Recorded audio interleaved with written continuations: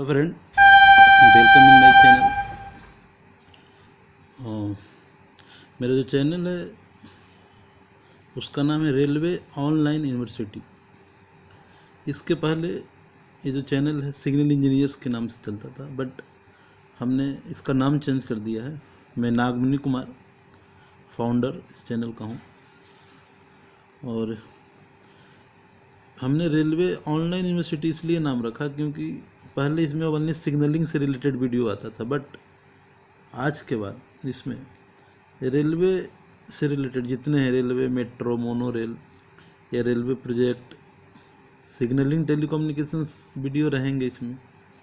उसके साथ साथ civil, electrical, electrifications, general electric, mechanical, rolling stock, सबका वीडियो मतलब इसमें आएगा। आज के बाद मैं सबसे रिलेटेड चीज़ें मतलब इसमें डाला करूँगा। और इसमें जनरल रेलवे के भी जनरल रिलेटेड चीज़ें, न्यूज़, सब कुछ होगा इसमें। तो मेरे चैनल को सब्सक्राइब करिए, लाइक करिए और शेयर करिए, और वीडियो को देखिए और कमेंट्स करिए अगर कोई सजेशन हो। तो दोस्तों, आज का हमारा टॉपिक है रोलिंग स्टॉक। मतलब आज का हमारा टॉपिक है जो रेलवेज में जो कोड्स यूज होता है, कोड एंड स्टैंडर्ड, उसके बारे में मैं बात कर रहा हूँ। तो रेलवे के अलग अलग डिपार्टमेंट होते हैं, वो लोग जानते, आप लोग जानते ही हैं।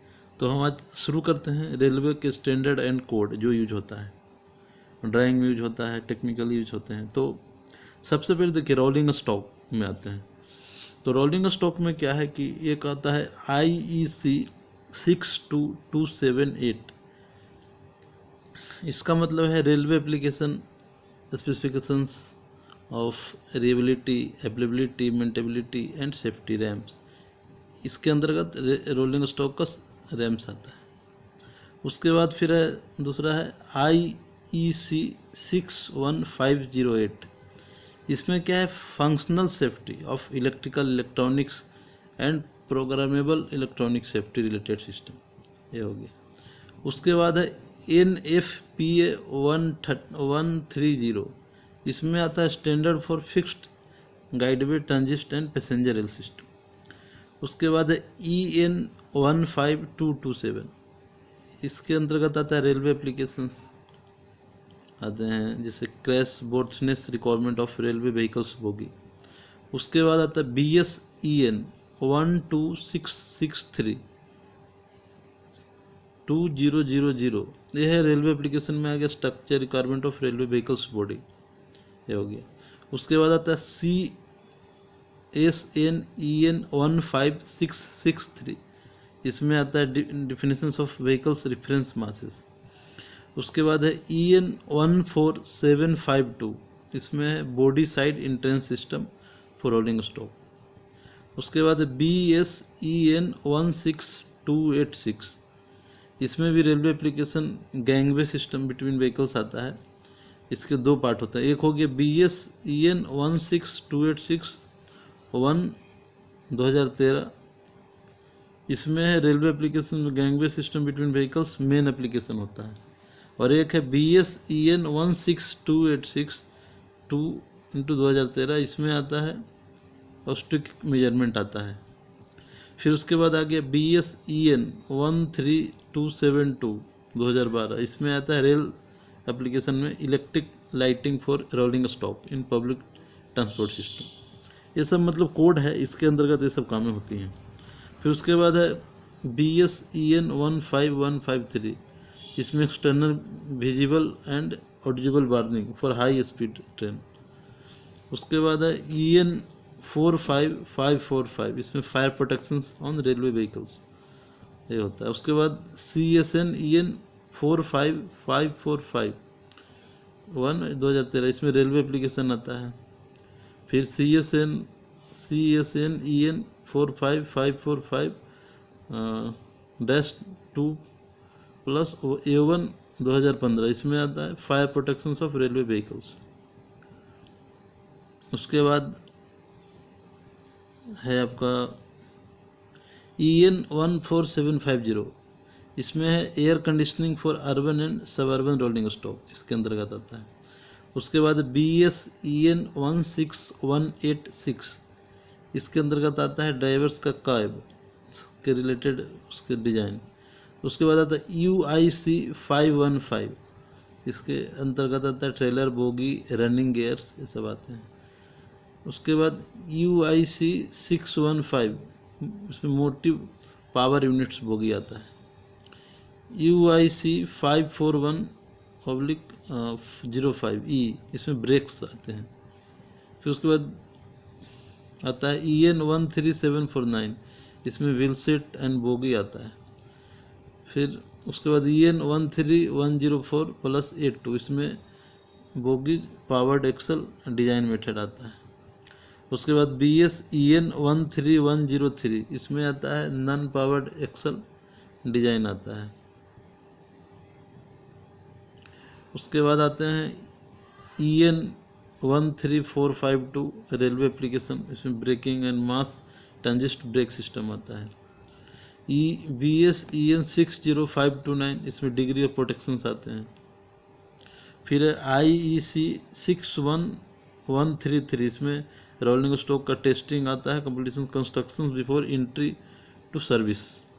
उसके बाद आता है EN 14363, इसमें आता है testing and simulations for acceptance of running characteristics of railway vehicles, running behaviour and stationary test. ये हो गया जो हमने बताया वो रोलिंग स्टॉक का। उसके बाद हम नेक्स्ट आते हैं अलाइनमेंट एंड ट्रैक वर्क। इसके भी कुछ स्पेसिफिकेशन होते हैं। जो फर्स्ट हुआ UIC 710, इसके अंतर्गत आता है मिनिमम ट्रैक गज इन कर्व्स। अगर इसका डिटेल्स आपको चाहिए तो आप गूगल में इसको सर्च करेंगे तो इसके स्पेसिफिकेशंस काफ़ी मतलब एक एक करके आएगा। मैं बस स्पेसिफिकेशंस बता रहा हूँ और इसके अंतर्गत क्या क्या चीज़ें आती हैं। उसके बाद UIC 700, इसमें आता है classifications of line resulting load limit for wagons. उसके बाद UIC 774-3, इसमें आता है track bridge interactions recommendations for calculation. फिर उसके बाद आता है UIC लिफ्ट फेट, इसमें 719R, इसमें अर्थ work and track bed for railway lines. फिर आता है 60E1, इसके आता है rail model based on European standard. फिर IRS T12 2009, इसमें आता है फ्लैट बटन रेलवे रेल्स। उसके बाद EN 13146 to 7 तक, इसके आता है track testing method for fasting system. उसके बाद BS EN 13481-5, इसके अंदर आता है track performance requirement for fasting system. फिर DDEN भी 13481-6, इसके अंदर आता है रेलवे एप्लीकेशंस। रेलवे एप्लीकेशंस में परफॉर्मेंस टेस्टिंग ये सब आता है। BS EN 13231 2013, इसके अंतर्गत आता है track acceptance of work on ballasted track, plain line, switching and crossing, ये आता है। इसके बाद BS EN 13231 रेलवे एप्लीकेशंस में, इसमें भी आता है work on blast track and switch crossing. BS EN 13231-3 2012, इसमें आता है acceptance of work, acceptance of refilling rail in track. BS EN 13231-4, इसके अंतर्गत आता है भी मतलब ट्रैक एक्सेप्टेंस वर्क आता है। इसके बाद आता है आपको BS EN 13848-2 2006, इसके अंदर आता है track geometric quality measurement system and track recording vehicles. उसके बाद UIC 505-1, इसके अंतर्गत आता है रोलिंग स्टॉक कंस्ट्रक्शन स्केच। फिर उसके बाद है UIC 505-4, इसके अंतर्गत आता है effect of the applications of the kinematic sketch. उसके बाद UIC 505-5, इसके अंतर्गत आता है history, justifications and commentary on the elaborations and development of UIC Liefeld of the series 505 and 506 on gauge। उसके बाद हम आते हैं सिग्नल एंड ट्रेन कंट्रोल। तो इसके भी कुछ स्पेसिफिकेशंस होते हैं जिसके बारे में हम चर्चा कर रहे हैं। जैसे IEEE 147-401 2004। इसके अंतर्गत आता है IEEE standard for communication based train control CBTC, performance and functional requirement. उसके बाद आता है IEEE 1474.2-2003। इसके अंतर्गत आता है जो IEEE standard for user interface requirement in CBTC।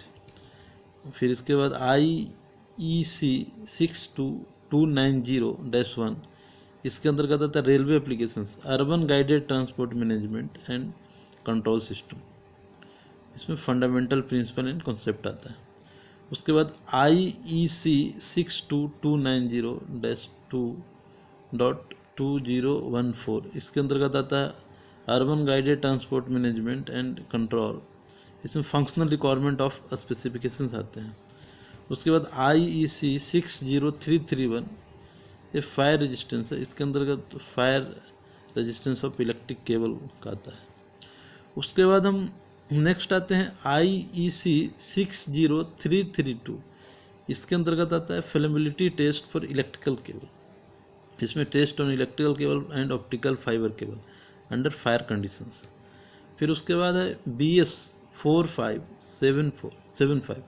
इसके अंतर्गत आता है fluid power transmissions and control system. उसके बाद है IEC 60204-1। इसके अंतर्गत आता है safety of machinery, electrical equipment of machine, ये हो गया। उसके बाद हम इलेक्ट्रिकल पावर सिस्टम, तो देखिए इलेक्ट्रिकल जो पावर सिस्टम है इसके अंतर्गत भी बहुत सारे कोड्स आते हैं और उसके क्या मतलब मीनिंग है।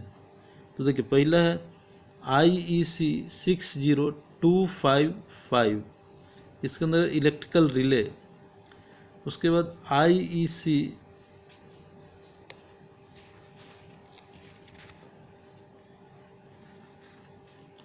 जैसे IEC 60850। इसके अंतर्गत आता है supply voltage of traction system. उसके बाद EN 50163 रेलवे एप्लीकेशन। इसके अंतर्गत आता है supply voltage of traction system. उसके बाद IEC 60913 2013। इसके अंतर्गत आता है रेलवे एप्लीकेशंस में fixed installations, electrical tractions overhead contact lines. उसके नीचे है BS 7865। उसके अंतर्गत आता है specifications for steel electrical conductor rail for railway motive power supply. उसके बाद EN 50122-1। इसके अंतर्गत आता है fixed installations, electrical safety, earthing and return circuit.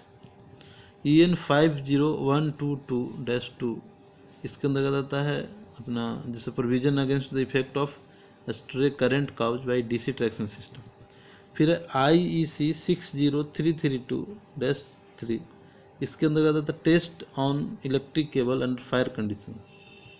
फिर IEC TR 60870-1। इसके अंतर्गत आता है tele control equipment and system. IEC 60870-2-1। इसके अंतर्गत आता है operating conditions of power supply and electromagnetic compatibility. उसके बाद IEC 60870-3/1989। इसके अंतर्गत आता है interface characteristics of electrical system. उसके बाद है IEC 60870 tele control equipment and इसमें ट्रांसमिशंस प्रोटोकॉल आता है। फिर IEC 619361।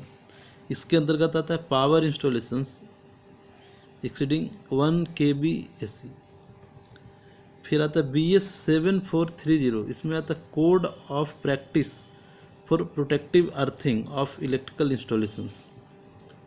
उसके बाद EN 50124-1। इसके अंतर्गत आता है insulations coordinations, electrical and electronic systems, clearance and creepage distance.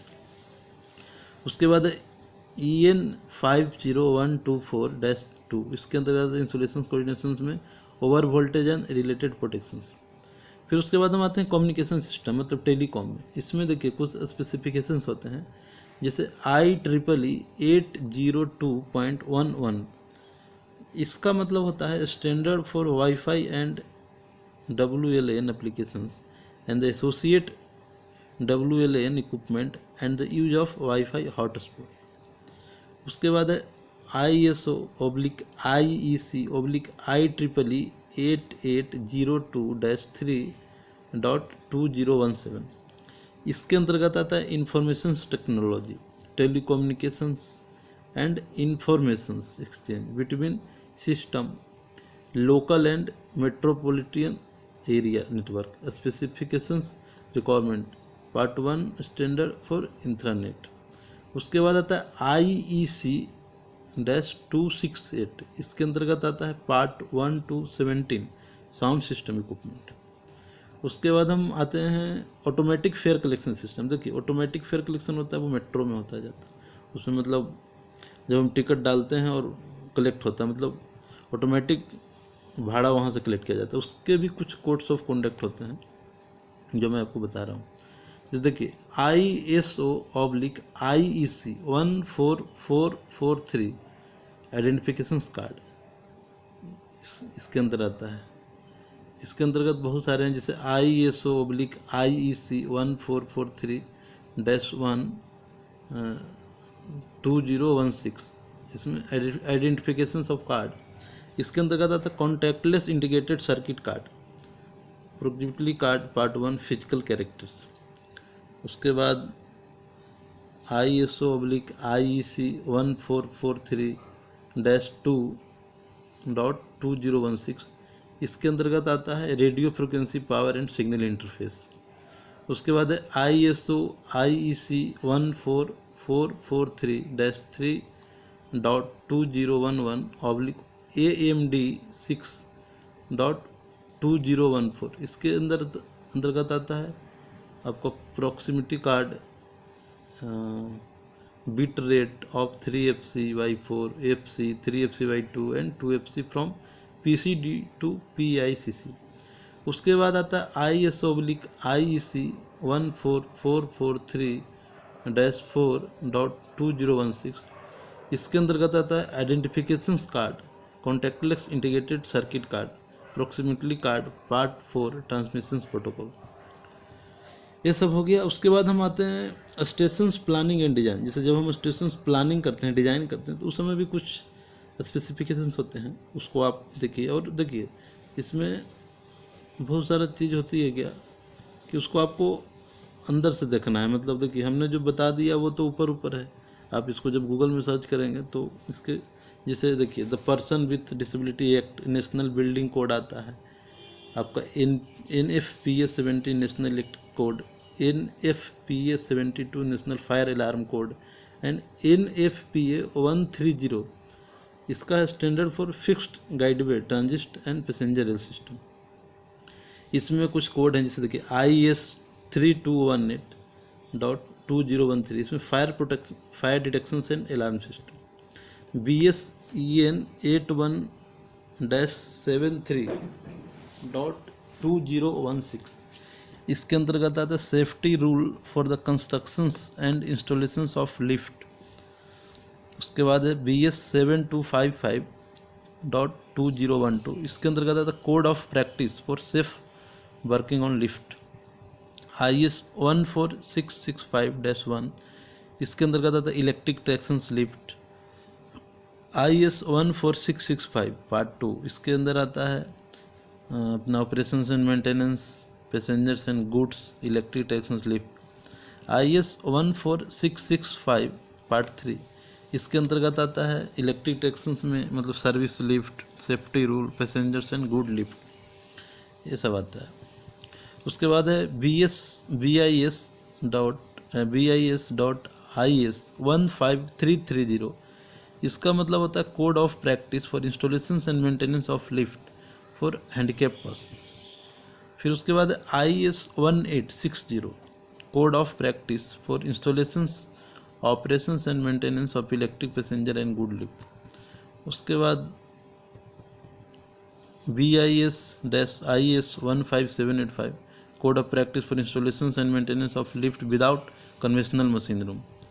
फिर है BSI-BSEN 115.1, इसके उसके बाद safety of insulator and moving valve part constructions and installations BSI.BS.EN115.2 safety of insulator and moving valves rules for the improvement of safety of existing insulator and moving valves, ये सब हो गया। उसके बाद हम बिल्डिंग एंड सर्विसेज, जैसे building जो बनता है रेलवेज में उनसे रिलेटेड देखिए, बिल्डिंग में क्या है IEC 60331-1.2009, इसमें क्या है कि test for electric cable under fire conditions. BSEN 50121-2.2015, इसमें railway applications, electromagnetic compatibility, emissions of the whole railway system to the outside world. उसके बाद BSEN 50081-1.1992 electromagnetic compatibility, general emissions standard, residential, commercial and light industry. BSEN 50081-2.1994, इसमें भी अपना general emissions standard, industrial environment है। उसके बाद BSEN 50082-1.1998, इसके अंदर कमर्शियल एंड लाइट इंडस्ट्री आ जाता है। उसके बाद IEC 60947-2.2019, इसमें लो वोल्टेज स्विच गियर आता है। उसके बाद कुछ लाइटिंग सिस्टम को होता है, उसके होते हैं जैसे BS 5266 emergency lifting, EN 13201 road lighting, BSEN 60598 luminaries, फिर नेशनल बिल्डिंग कोड। उसके बाद practice of illumination engineering society IES of north America, code of practice for INT। Emergency lighting में IS 3217.2013। उसके बाद कुछ अर्थिंग सिस्टम होता है उसमें, जैसे BS 7671 इलेक्ट्रिक इंस्टॉलेशंस में, BS 7430 code for practice for earthing. फिर drain and sewer system outside building में BSEN 752.2008 code of practice of building drainage का होता है BS 8301.1985। फिर उसके बाद BS 4190.2014 ISO metric blank halogen bolt screw and nut. उसके बाद BSEN ISO 1461.2009 hot dip galvanised coating on fabricated iron and steel article specifications and the test met. तो दोस्तों इस हुआ, तो हमने इस वीडियो के माध्यम से आज जो रेलवेज में कोड एंड स्टैंडर्ड जो यूज होता है अलग अलग, जैसे रोलिंग स्टॉक का बताया, सिग्नलिंग टेलीकम्युनिकेशंस का बताया, जनरल इलेक्ट्रिक का बताया, स्टेशन बिल्डिंग एंड प्लानिंग का बताया, आपका AFC ऑटोमेटिक फेयर कलेक्शंस, ये सब चीज़ें सबका हमने कुछ कोड बताया, जिसको कोड नंबर जो बोला उसको आप गूगल में सर्च करिए, उसके काफ़ी अंदर तक आएंगे। तो दोस्तों थैंक्स फॉर वाचिंग एंड मेरे चैनल रेलवे ऑनलाइन यूनिवर्सिटी को आप सब्सक्राइब करिए और आप वीडियो पाइए रेलवे से रिलेटेड हर तरह के वीडियो, और वीडियो को शेयर करिए, लाइक करिए एंड कमेंट्स करिए। So thanks for watching everyone, thank you from my side, thank you.